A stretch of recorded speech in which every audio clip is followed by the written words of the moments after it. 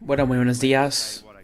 Me gustaría decir que es un placer estar aquí de vuelta en un lugar tan maravilloso, el cual amo tanto, un lugar donde yo y mi esposa y mis 4 hijos pasamos unos 8 años maravillosos. No tengo un amigo más especial en el mundo que su presidente Albert Moller, al igual que su esposa Mary.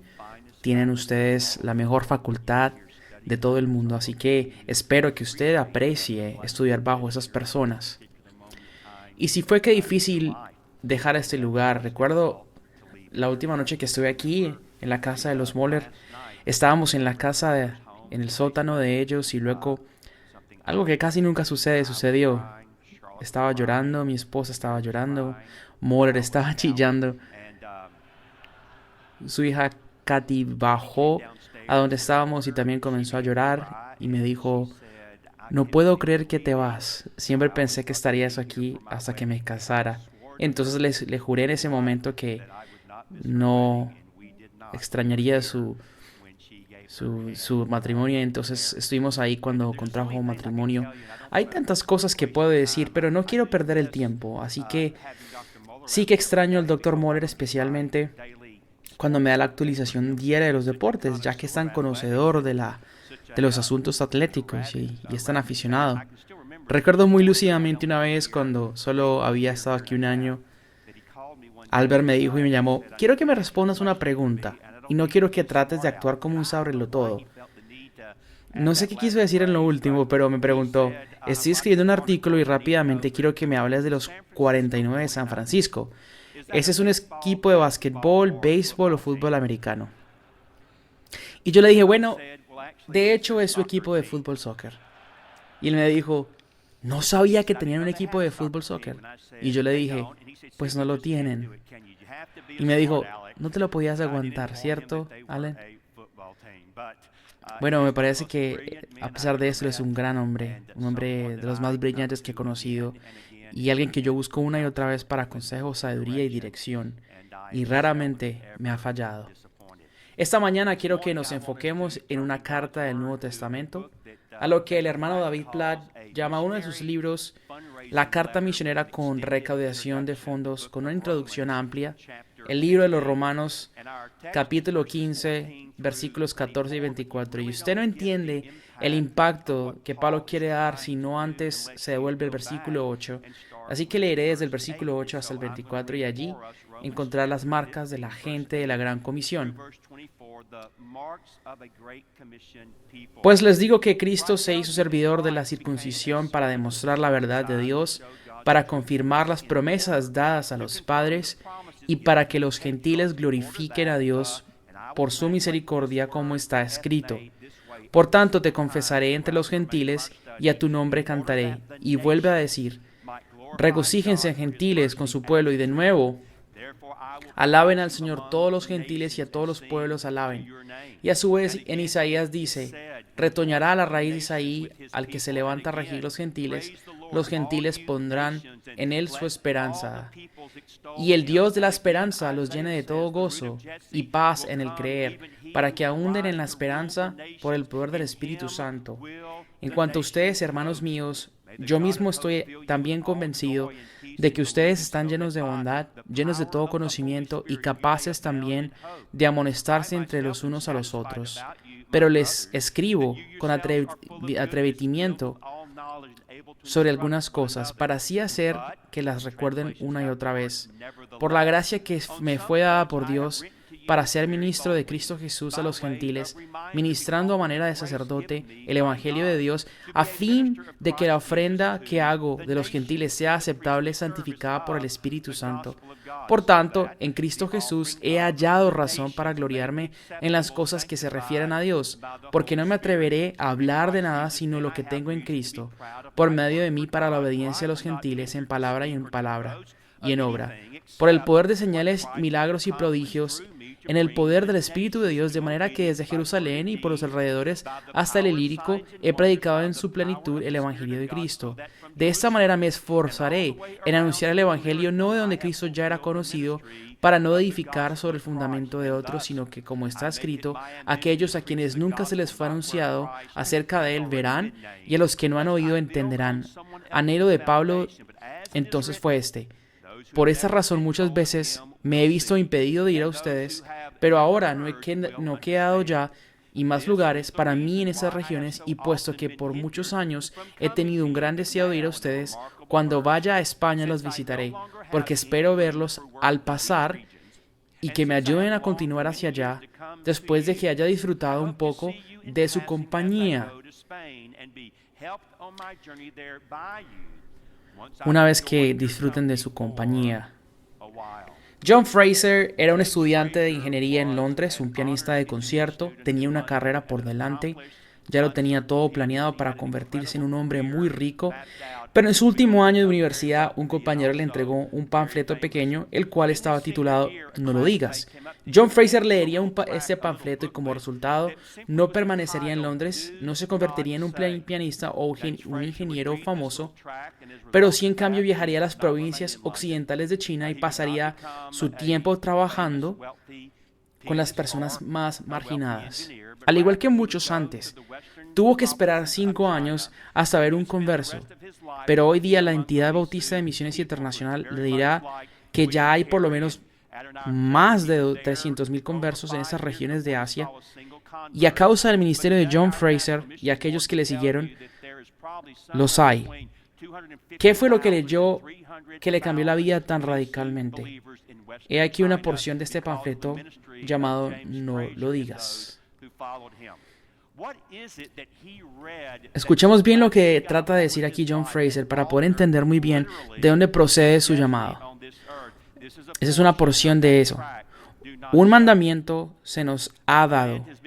Vayan pues y prediquen el Evangelio a todo el mundo, a toda criatura y nación. Pero no se ha obedecido. Más de la mitad de las personas en el mundo aún no han escuchado el Evangelio. ¿Qué diremos pues ante esto? Esto es algo que debe alarmar seriamente a los cristianos, porque nosotros somos los responsables. Si nuestro Maestro regresara hoy y encontrara a millones de personas sin evangelizar, y mientras observa eso, seguro nos miraría a nosotros por una explicación.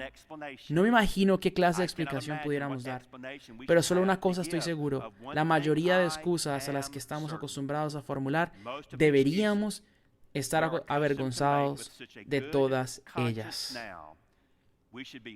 Completamente avergonzados. Y leyendo este panfleto, su vida fue cambiada, y como resultado de su cambio y su ministerio, hay miles de personas exaltando al Cordero y alabando su nombre por el misterio y el ministerio de James Fraser. Pero ¿qué le sucedió? Yo creo que quedó cicatrizado. Cicatrizado con lo que yo llamo las marcas del cristiano de la Gran Comisión. Esas son marcas que yo anhelo tener en mi vida. Y esas son marcas que anhelo que cicatricen también su vida. Creo que hay 6 de estas en ese texto particular, y rápidamente me gustaría resaltarlas para entender qué significa ser, cómo luciríamos si en verdad fuéramos marcados por la Gran Comisión. Número 1, los cristianos de la Gran Comisión mantienen su enfoque en las cosas más importantes mientras hacen muchas cosas buenas. Ahora bien, Pablo está consciente que la iglesia en Roma estaba haciendo muchas cosas buenas. Note que en el versículo 14 dice que estoy también convencido de que ustedes están llenos de bondad, dice Pablo, llenos de todo conocimiento y capaces también de amonestarse los unos a los otros. En otras palabras, él está diciendo que ellos tenían vidas buenas y buena teología. Lo que ellos vivían, creían, importaba, y si algunos se desviaban, ellos estaban preparados para amonestarse los unos a los otros. En el 15, sin embargo, utiliza la preposición "pero" al decir esto: pero les he escrito con atrevimiento sobre algunas cosas para así hacer que las recuerden otra vez. En otras palabras, él dice que no les va a decir algo nuevo, pero sí recordarles algunas cosas que quizás ya hayan olvidado. Y yo estoy convencido de que Pablo entendió muy bien que muchas veces lo más peligroso para el pueblo no es tanto el mal, sino el bien. En otras palabras, En nuestros ministerios, en nuestras iglesias y nuestras vidas, podemos sobreocuparnos haciendo cosas muy buenas, pero consecuentemente podemos terminar descuidando las cosas más importantes. Pablo entendía que entre las cosas más importantes involucraba llevar el evangelio a las naciones. Él entendía que las últimas palabras eran muy importantes, es decir, las últimas palabras de nuestro Señor. De todas las palabras, él pudo decir antes de ascender a los cielos, dijo: vayan pues y hagan discípulos de todas las etnias, naciones. ¿Cuántas naciones hoy hay en el planeta Tierra? Bueno, eso lo investigué para estar actualizado y contacté la entidad Internacional Bautista de Misiones, y los que los expertos han tratado de estimar es 11.489 grupos de personas en el mundo de hoy, y ese número es el grupo de personas que conforman una población de 7 billones de personas, pero ¿cuántos de ellos hasta el día de hoy están sin alcanzar? Es decir, que no tengan acceso o límite acceso al Evangelio.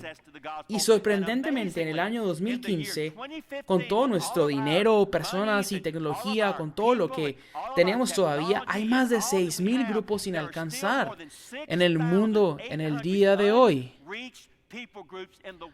Cuando haces las matemáticas, el número que sale es de más de 3.78 billones de personas que no tienen un acceso adecuado al Evangelio.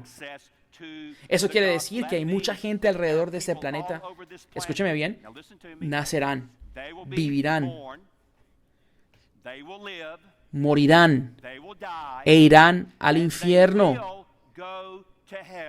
Y ni siquiera una vez en su vida escucharon una presentación correcta del Evangelio.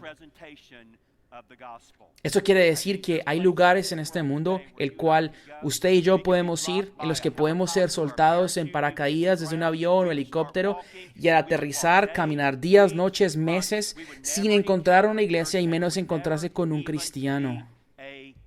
Entonces quiero animarlos, tal como Pablo lo hizo, para que aun cuando seguimos haciendo muchas cosas buenas, nos aseguremos que debemos poner nuestro enfoque en lo más importante. Después de todo, Carl Henry tenía razón cuando decía: las noticias son solo buenas noticias siempre y cuando lleguen a tiempo. Amo la pasión y la devoción del misionario John Falconer cuando dijo: solo tengo una vela para quemar, y yo preferiría quemar en una tierra llena de oscuridad que en una tierra llena de luz. Entonces debemos mantener nuestro enfoque en las cosas más importantes. Número 2. La gente de la Gran Comisión percibe su ministerio, el traer las naciones a Jesús, como una ofrenda de adoración al Dios triuno. De hecho, es interesante que se percibe algo particular en este texto. Es el rol del Espíritu, el rol del Padre, al igual del rol del Hijo, Jesucristo. Ahora, déjeme decir esto antes de regresar al texto. Yo tengo una convicción firme, que la teología y las misiones siempre deben permanecer juntas. ¿Por qué creo esto? Porque tienen que estar juntas. Hay muchas razones. Número 1, el teólogo más grande que ha vivido fue el mejor misionero que ha vivido. Su nombre es Jesús. Por lo tanto, debemos mantener la teología y las misiones juntas. Ahora bien, el teólogo cristiano más grande que ha vivido, en mi propio juicio, también fue el mejor misionero. Su nombre es Pablo. Pablo reconocía que las misiones y la teología debían permanecer juntas. De hecho, Pablo era un misionero antes de ser un teólogo por escrito. Y el hecho de que todas las cartas del Nuevo Testamento en particular salen del contexto de las personas en misión por Dios. De hecho, este libro de Romanos fue escrito primordialmente, al menos al final lo notamos, para ayudarle a Pablo a llevar el Evangelio a España, porque allá hay un pueblo que aún no había escuchado el Evangelio. Tercero, yo no creo que usted pueda ser un buen misionero si no antes es un buen teólogo. Y tampoco creo que sea un buen teólogo a menos de que tenga el corazón de un misionero. Y seamos claros, no me importa su teología, no importa de dónde venga. Si su teología no le hace sentir pasión por las naciones y un dolor por los perdidos, usted tiene una teología defectuosa. Manteniendo, cuarto, las misiones y la teología juntas nos ayudarán a ver la motivación propia para llevar el Evangelio a las naciones, lo cual no es culpa, sino es agradecimiento por lo que el Señor ha hecho por nosotros en la cruz.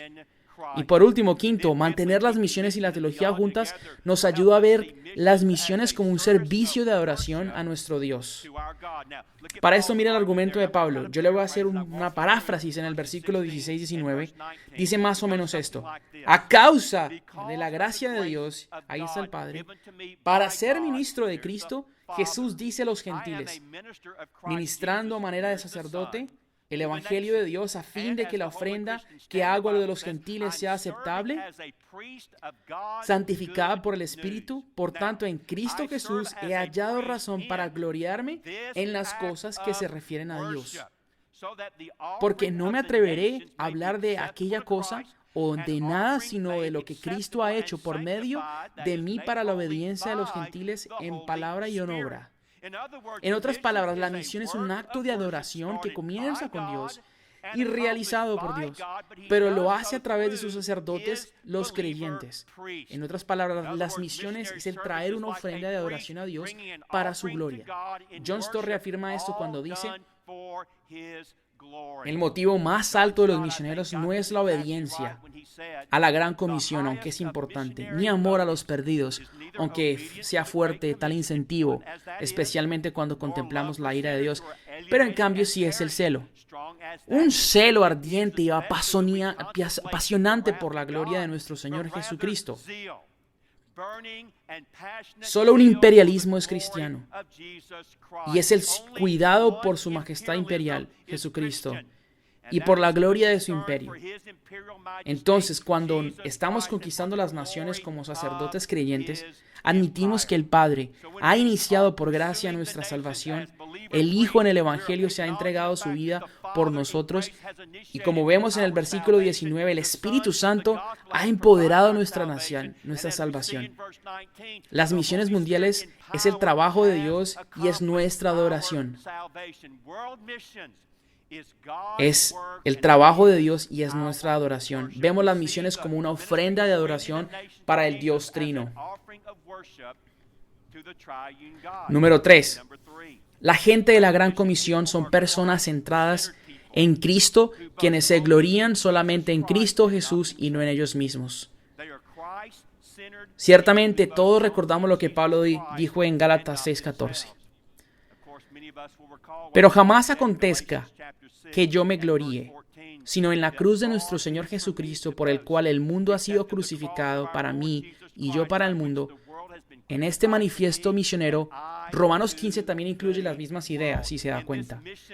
Dice el versículo 17 que, por tanto, en Cristo Jesús he hallado razón para gloriarme en las cosas que se refieren a Dios.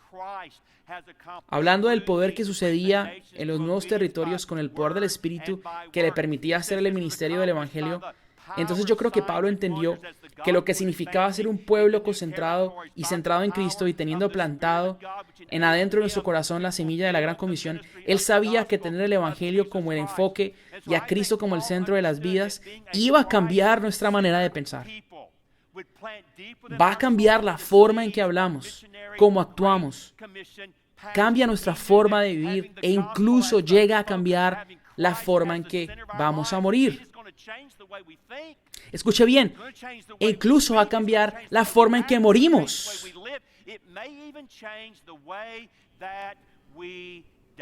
Dios es misterioso en su providencia. No puedo explicar por qué hace lo que hace, pero yo confío en Él. Henry Martyn fue otro gran misionero y él estuvo en India y luego en Persia. Una persona brillante con un gran intelecto y sin embargo en la misteriosa soberanía de Dios, Dios se lo llevó a los 31 años.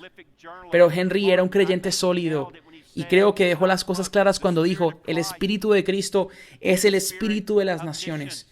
Entre más nos acercamos a Jesús, más apasionados nos volvemos en las misiones. Entonces, ser centrados en Cristo no puede hacer otra cosa más que apasionarnos y motivarnos a llevar el Evangelio a los que no lo han oído. Número 4. La Gran Comisión nunca puede perder de vista la centralidad y la naturaleza del Evangelio. Nunca pierda la centralidad y la naturaleza del Evangelio. Pablo dice en el versículo 16, para ser ministro de Cristo Jesús a los gentiles, ministrando a manera de sacerdote el Evangelio de Dios. En el 19 dice, he predicado en toda su plenitud el Evangelio de Cristo. En el 20 dice, me esforzaré en anunciar el Evangelio, no donde Cristo ya era conocido, para no edificar sobre el fundamento de otro. Creo que podemos ver que la temática del libro de Romanos es el hecho de que el Evangelio es justicia para Dios, para nosotros. De hecho, si se le preguntare cuál es la temática de Romanos, muchos dirían, Dani, creo que sería Romanos 1, 16, 17, cuando dice que no me avergüenzo del Evangelio porque es poder de Dios para todo aquel el que cree, primeramente para el judío, pero también para el griego. Porque el Evangelio, la justicia de Dios, se revela por fe y para fe. Como está escrito, mas el justo vivirá por la fe. Ahora bien, sé que ahora, en un lugar como este, usted sabe lo que es el Evangelio. Pero me atrevo a decir que muchas de nuestras iglesias fallan en esta área.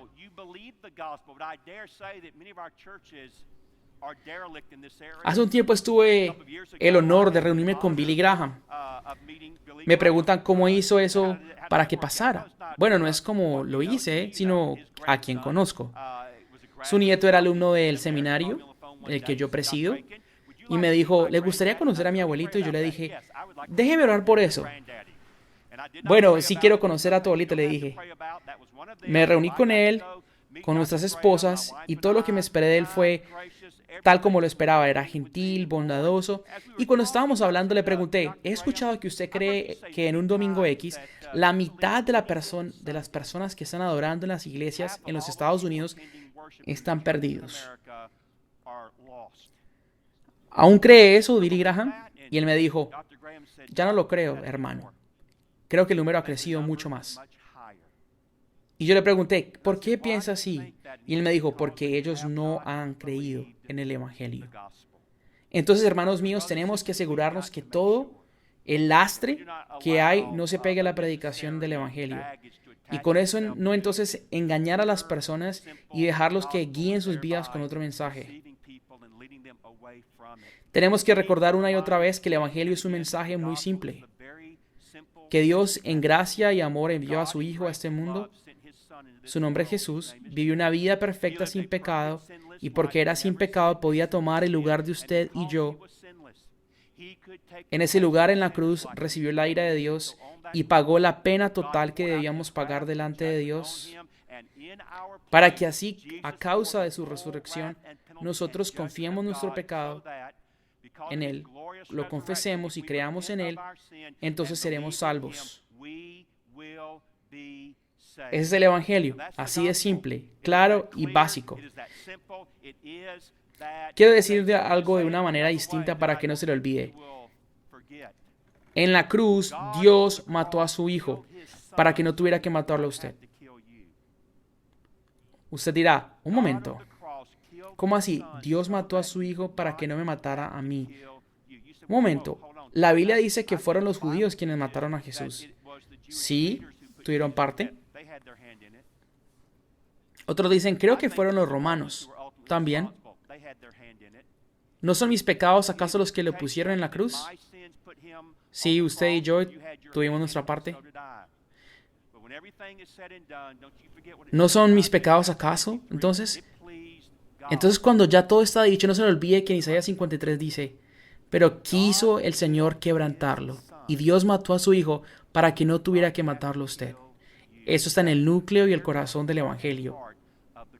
También lo podemos decir de otra manera, con otra perspectiva. La persona que tiene a Jesús y nada más, lo tiene todo. La persona quien tiene a Jesús y nada más, lo tiene todo. Y la persona que lo tiene todo menos a Jesús, no tiene nada. Entendí este principio en mi propia vida cuando yo y mi esposa y otros estábamos en el Sudán, en el sur de lo que ahora se conoce como el Sudán del Sur. Estábamos plantando iglesias y haciendo conferencias bíblicas, cosas maravillosas. Y mucha gente llegó a un lugar llamado Kaji-Keji. Unos eran de Congo, otros de Sudán, Uganda. Muchos caminaban por una semana para llegar allí. En la noche dormían en un colchón desechable y en la mañana seguían caminando. y al terminar todas las actividades de las charlas caminarían otra semana de vuelta para llegar a sus casas. Cuando estábamos allí encontramos un chico llamado Sam, un pastor joven que se había convertido en una casa de orfanato porque su padre y su madre habían sido masacrados y había llegado allí a Kaji para aprender en un estudio bíblico.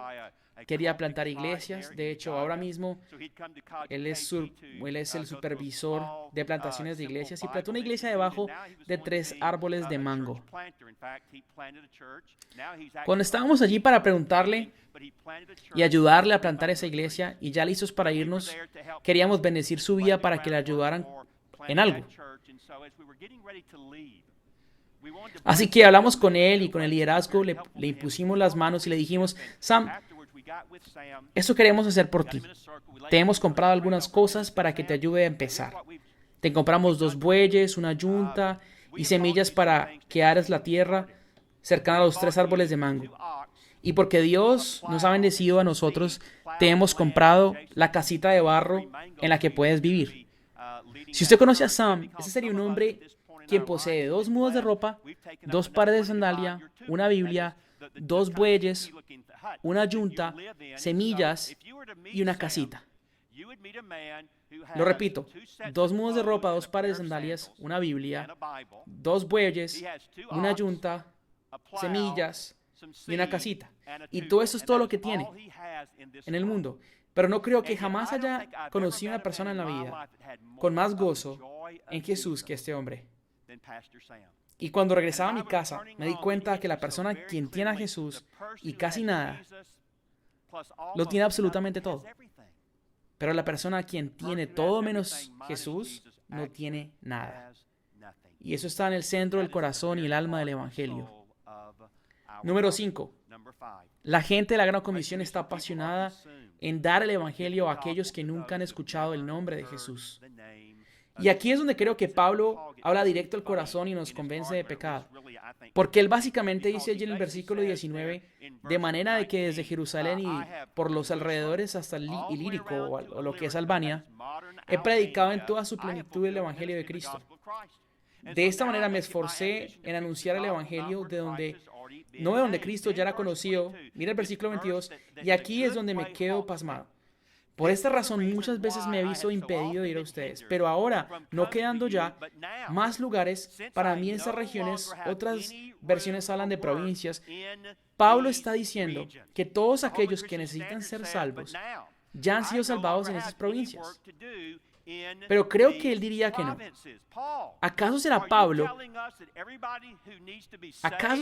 que ya no se tiene que hacer nada para el reino en esos lugares? Pablo diría que no. Entonces, ¿qué dices? Escúcheme bien. Ya hay al menos una presencia del Evangelio allí ahora. Pero hay muchos lugares donde no hay ni siquiera presencia. Y yo estoy apasionado, consumido por dentro para que el Evangelio llegue a esos lugares donde el nombre de Jesús no ha sido conocido.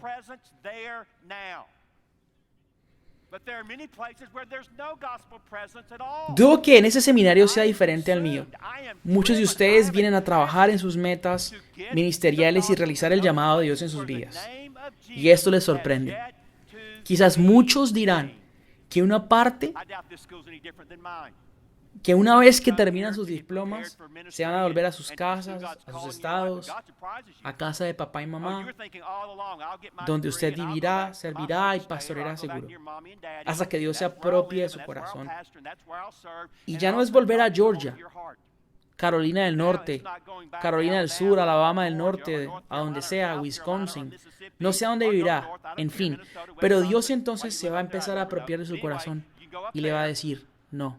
No va a ser esos lugares, no va a ser Ohio, Indiana, Illinois, va a ser Afganistán, va a ser Turquía, Bangladesh, China o India. Pero luego llega la presión de mamá y papá y le argumentarán lo siguiente: también hay gente perdida aquí en Alabama, en Kentucky. Y adivina qué, sí que hay gente perdida en esos estados, pero ese no es el asunto no es estar perdido. En este contexto, el asunto es acceso al Evangelio. Yo ahora estoy en Carolina del Norte. Hay 4,000 iglesias bautistas del sur en Carolina del Norte. Y hay la misma suma de cristianos evangélicos en Turquía que iglesias en Carolina del Norte.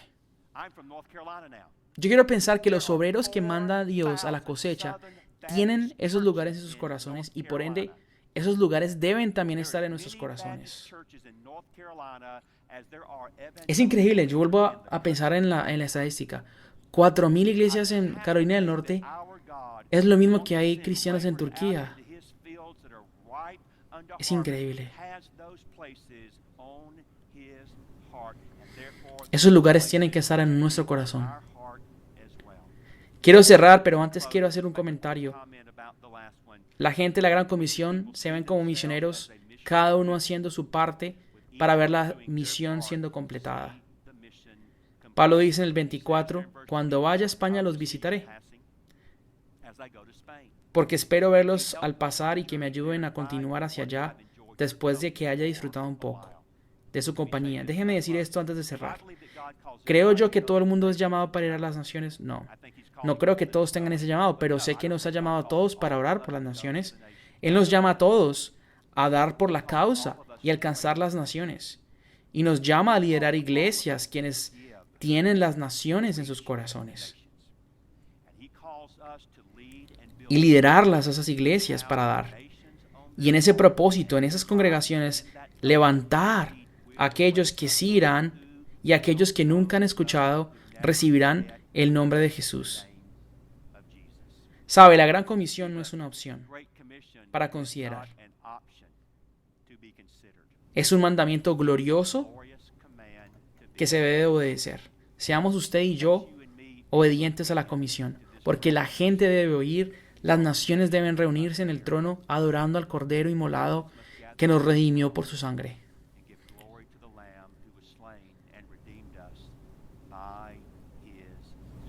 Padre, te agradezco mucho por esta institución tan maravillosa, esta facultad, su liderazgo, su presidente, su esposa. Y te agradezco que apartan una semana para pensar cuidadosamente acerca de lo que significa ser personas de la Gran Comisión. Y Señor, es mi oración de que en esta multitud tú levantes campeones jóvenes para Cristo, quienes irán a los lugares más difíciles y peligrosos. Y sí, Señor, harán sus vidas allá y quizás darán sus vidas y morirán. Pero Señor, tu palabra nos enseña que vivir es Cristo y morir es ganancia. John Piper acertó cuando dijo que siempre hay escenario ganador. Todo lo que el mundo nos puede hacer es asesinarnos, y eso significa que estaremos instantáneamente en tu presencia. Entonces déjanos dar nuestra vida en lo que realmente importa. Déjanos dar nuestra vida a algo tan maravilloso que nunca imaginamos. Y Señor, déjanos dar nuestra vida en ministerio sacerdotal, llevando el Evangelio a todo pueblo, lengua y nación. Y que juntos como familia nos reunamos alrededor del gran trono y adoremos al Cordero, el Señor Jesús, por todos los siglos de los siglos. En el nombre de nuestro Señor Jesús. Haz que hagas todo eso, Señor. En el nombre de Jesús. Amén.